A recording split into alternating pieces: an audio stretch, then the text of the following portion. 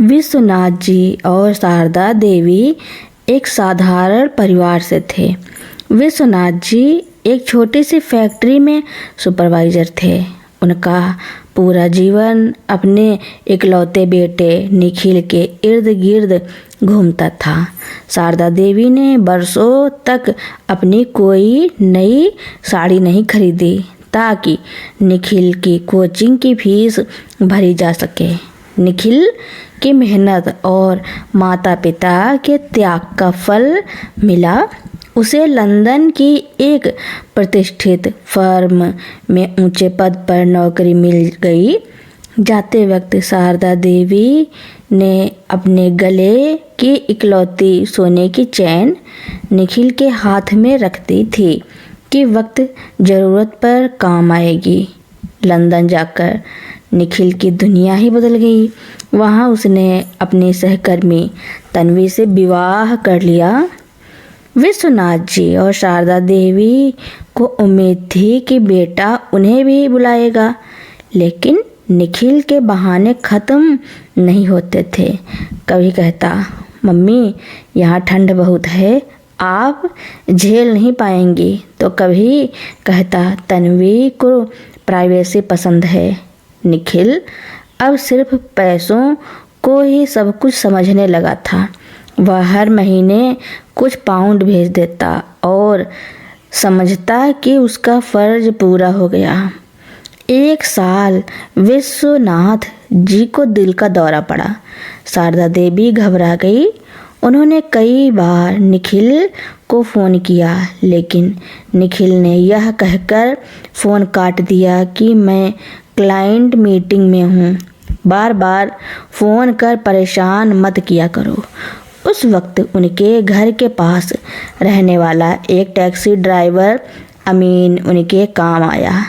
अमीन ने न केवल विश्वनाथ जी को सही समय पर अस्पताल पहुंचाया, बल्कि अपना खून तक दिया और अस्पताल के चक्कर काटे। अमीन का अपना कोई न था। वह विश्वनाथ जी को पिता समान मानता था।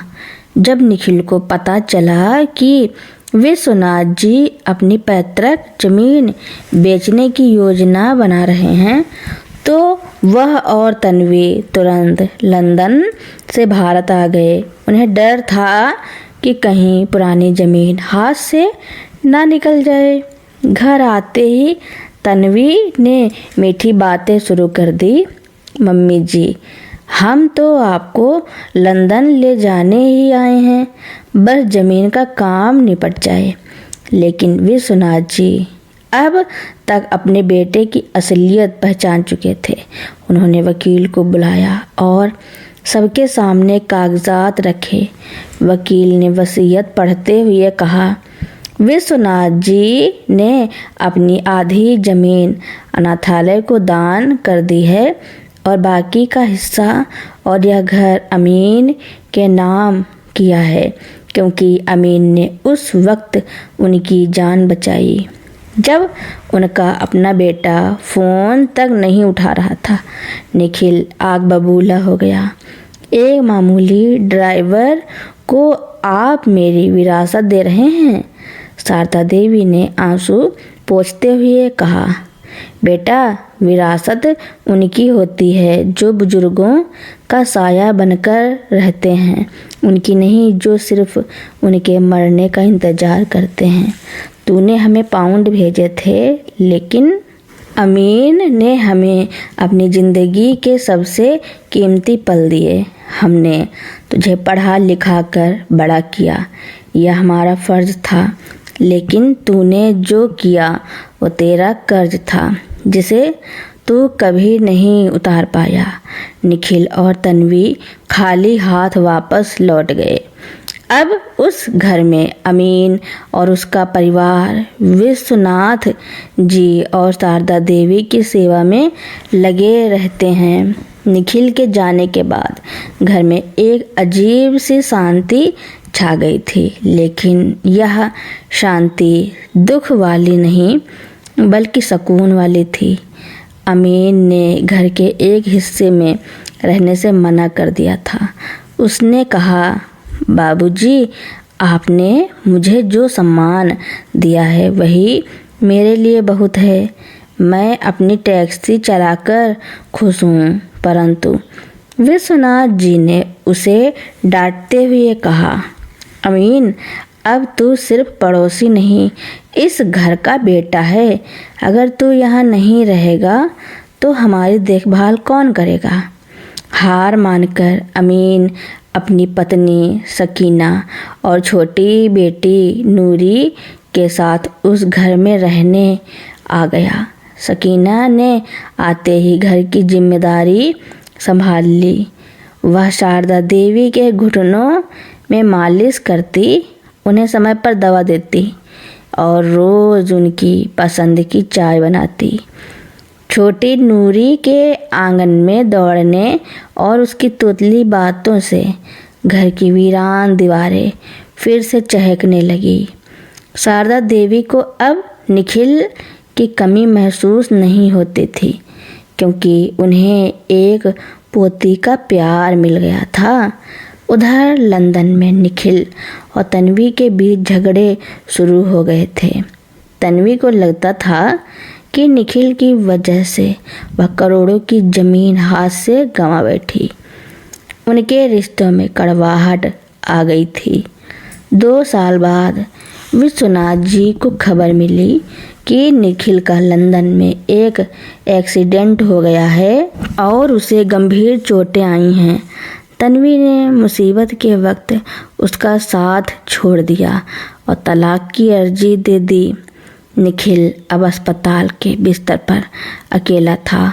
उसके पास न पैसे बचे थे और न ही साथ देने वाला कोई दोस्त। निखिल ने हिम्मत जुटाकर भारत फ़ोन किया। उसे लगा था कि शायद उसे झिड़क दिया जाएगा, लेकिन जैसे ही शारदा देवी ने उसकी आवाज़ सुनी, उनकी ममता जाग उठी। अमीन ने खुद निखिल को एयरपोर्ट से रिसीव किया। जब निखिल व्हीलचेयर पर घर पहुंचा तो उसने देखा कि अमीन और उसका परिवार उसके माता पिता की ऐसे सेवा कर रहे हैं जैसे वे सगे हों। निखिल अपनी माँ के पैरों में गिरकर फूट फूट कर रोने लगा। मम्मी, मुझे माफ़ कर दो। जिसे मैं पराया और ड्राइवर कहता था, उसने मेरा घर बसाए रखा, और जिसे मैं अपना प्यार समझता था, वह मुझे सड़क पर छोड़ गई। विश्वनाथ जी ने गंभीर स्वर में कहा, निखिल, हमने तुझे माफ़ किया, लेकिन याद रखना, यह घर अब तेरा नहीं, अमीन का है। तू यहाँ एक मेहमान की तरह रह सकता है, पर इस घर का हकदार वही है जिसने इसे घर बनाए रखा। निखिल ने अपनी गलती मान ली। उसने अपनी बची खुची बचत से अमीन के साथ मिलकर एक छोटी सी ट्रांसपोर्ट कंपनी शुरू की। अब उस घर में कोई अपना या पराया नहीं था। 2 अलग अलग धर्मों और पृष्ठभूमियों के लोग एक ही छत के नीचे प्यार से रह रहे थे। विश्वनाथ जी शाम को आंगन में बैठकर नूरी को कहानियाँ सुनाते और शारदा देवी रसोई में सकीना के साथ मिलकर सबके लिए खाना बनाती। उन्होंने साबित कर दिया कि परिवार खून से नहीं बल्कि ख्याल रखने से बनता है। निखिल अब पूरी तरह बदल चुका था। वह अमीन के साथ मिलकर काम तो कर रहा था, लेकिन उसके मन में अभी भी एक मलाल था कि उसने अपने माता पिता के जीवन के सबसे अनमोल साल छीन लिए थे। वह अब अपनी हर कमाई अमीन के साथ बांटता और घर के छोटे छोटे कामों में हाथ बटाता। इधर विश्वनाथ जी की सेहत अब साथ छोड़ रही थी। एक रात उन्होंने अमीन और निखिल को अपने पास बुलाया और कहा, बच्चों, मेरे पास अब ज़्यादा वक्त नहीं है। मैंने अपनी ज़िंदगी में 2 बेटे देखे, एक जिसने मुझे जन्म दिया और दूसरा जिसने मुझे जीवन दिया। मेरी एक अंतिम इच्छा है। विश्वनाथ जी ने एक नया कागज़ निकाला। निखिल को लगा कि शायद पिताजी फिर से उसे जायदाद में हिस्सा दे रहे हैं, लेकिन विश्वनाथ जी ने कहा, निखिल, मैं तुम्हें धन दौलत नहीं बल्कि एक जिम्मेदारी देना चाहता हूँ। अमीन ने बिना किसी स्वार्थ के मेरी सेवा की। आज से तुम अमीन को अपना छोटा भाई मानोगे और वादा करो कि भविष्य में कभी भी तुम इस घर के हक को लेकर कोर्ट नहीं जाओगे। निखिल की आंखों में आंसू थे। उसने कागज़ पर दस्तखत किए और अमीन के गले लग गया। उसने पहली बार महसूस किया कि संपत्ति से बड़ी शांति होती है। कुछ दिनों बाद विश्वनाथ जी शांत भाव से इस दुनिया से विदा हो गए। उनकी अंतिम यात्रा में पूरा शहर उमड़ पड़ा। लोग हैरान थे कि एक तरफ निखिल और दूसरी तरफ अमीन दोनों ने मिलकर विश्वनाथ जी की अर्थी को कंधा दिया। समाज के लिए यह एक मिसाल थी कि इंसानियत धर्म और खून के रिश्तों से बहुत ऊपर होती है। विश्वनाथ जी के जाने के बाद शारदा देवी को लगा कि शायद अब घर फिर टूट जाएगा, लेकिन निखिल और अमीन ने मिलकर घर को पहले से भी ज़्यादा मजबूत बना लिया।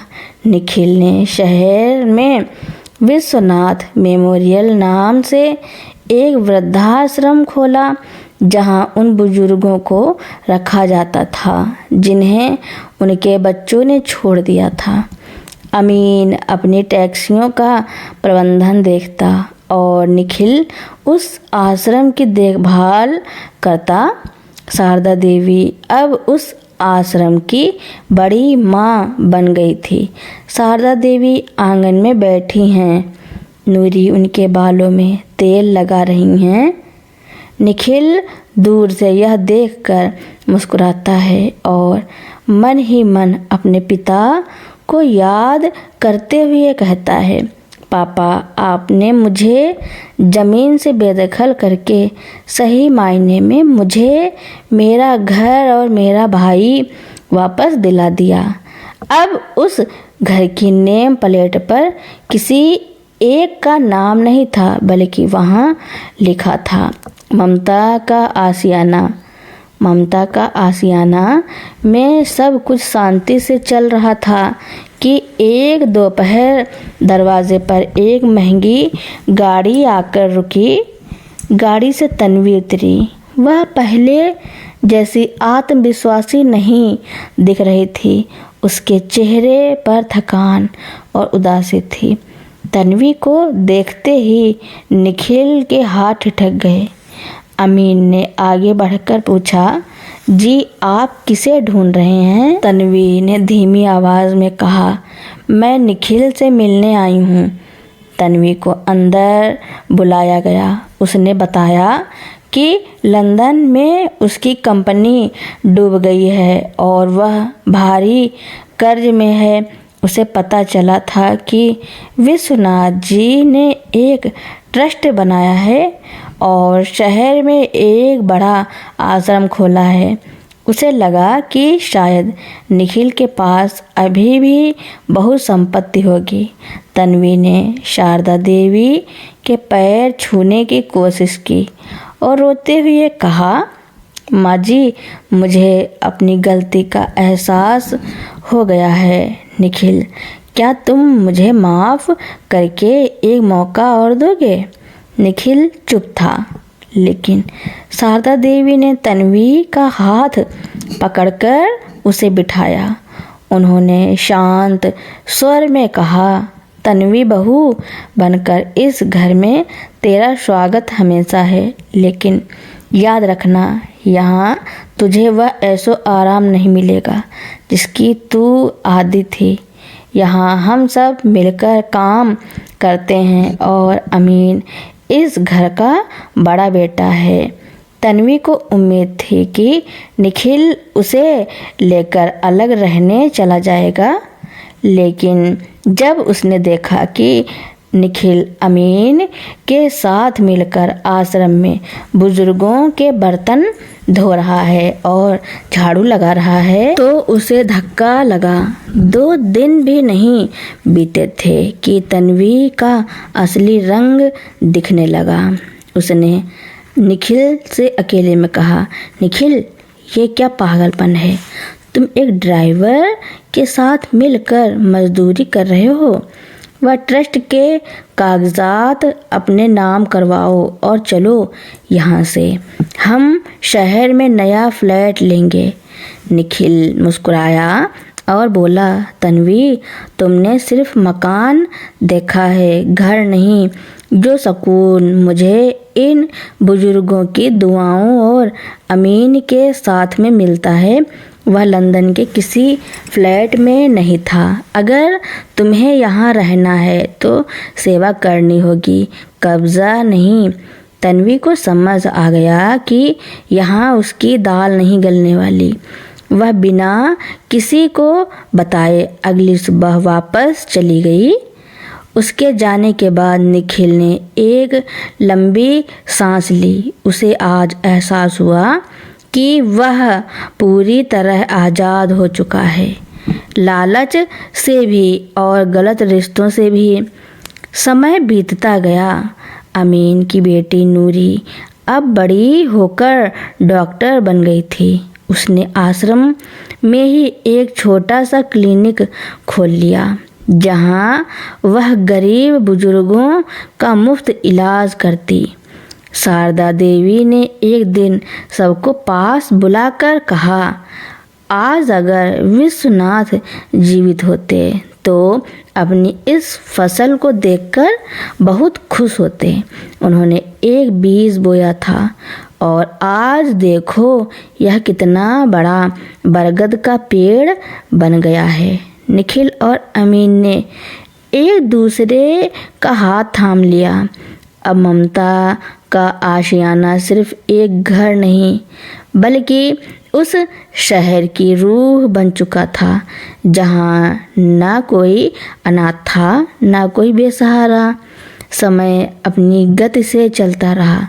शारदा देवी भी एक दिन शांति से अपनी अंतिम यात्रा पर निकल गई। उनके जाने के बाद घर और आश्रम की पूरी जिम्मेदारी निखिल और अमीन के कंधों पर आ गई। अब वे दोनों भी उम्र के उस पड़ाव पर थे जहां उनके बाल चांदी जैसे सफ़ेद हो चुके थे। नूरी की शादी एक सादे लेकिन बेहद गरिमामय समारोह में हुई। निखिल ने अपनी बरसों की बचत नूरी के नाम कर दी, लेकिन नूरी ने वह लेने से मना कर दिया। उसने कहा, बड़े पापा, आपने मुझे डॉक्टर बनाया, यही मेरा सबसे बड़ा दहेज है। मैं चाहती हूँ कि यह पैसा आश्रम के विस्तार में लगे। नूरी का पति भी एक डॉक्टर था। उन दोनों ने मिलकर तय किया कि वे शहर के बड़े अस्पतालों में मोटी कमाई करने के बजाय ममता का आशियाना में एक मल्टी स्पेशलिटी अस्पताल खोलेंगे जहां बुजुर्गों का इलाज मुफ्त होगा। एक दिन आश्रम के दरवाजे पर एक बहुत ही लाचार और फटे हाल महिला आई। उसकी यादाश्त जा चुकी थी और वह चल भी नहीं पा रही थी। जब निखिल ने उसे देखा तो उसके पैरों तले जमीन निकल गई। वह तन्वी थी। तन्वी ने जिस स्वार्थ के लिए सबको छोड़ा था, उसी स्वार्थ ने उसे सड़क पर ला दिया था। उसके पास न रहने को घर था, ना ही कोई सहारा। निखिल की आंखों में आंसू आ गए। अमीन ने पास आकर निखिल के कंधे पर हाथ रखा और कहा, भाई, यह हमारे आश्रम का नियम है। यहाँ आने वाले की पहचान उसका अतीत नहीं, उसकी ज़रूरत होती है। निखिल ने आगे बढ़कर तन्वी का हाथ थामा और उसे अंदर ले आया। उसने उसे वह कमरा दिया जो कभी शारदा देवी का था।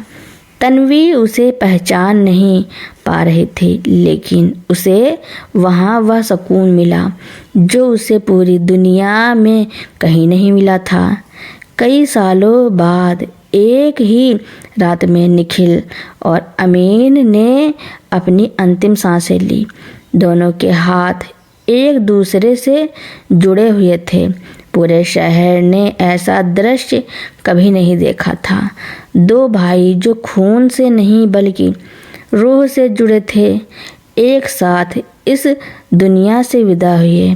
उनकी समाधि पर नूरी ने एक पत्थर लगवाया जिस पर लिखा था, रिश्ते जन्म से नहीं जज्बात से सींचे जाते हैं। यहाँ दो ऐसे इंसान सो रहे हैं जिन्होंने दुनिया को सिखाया कि अपना वह नहीं जो साथ पैदा हुआ, बल्कि वह है जो आखिरी सांस तक साथ रहा। आज भी उस शहर में ममता का आशियाना का दीप जल रहा है। नूरी और उसका परिवार उस परंपरा को आगे बढ़ा रहे हैं। अब वहाँ धर्म, जात या खून के रिश्तों की दीवारें नहीं हैं। वहाँ सिर्फ एक ही भाषा बोली जाती है, निस्वार्थ प्रेम। तो दोस्तों, मेरी कहानी सुनने के लिए आपका बहुत बहुत धन्यवाद। ऐसी ही कहानियाँ सुनने के लिए मेरे चैनल को लाइक, कमेंट, शेयर, सब्सक्राइब एवं बेल आइकन का बटन दबाना न भूलना, ताकि मेरी नई नई कहानियाँ आप तक पहले ही पहुँचती रहें।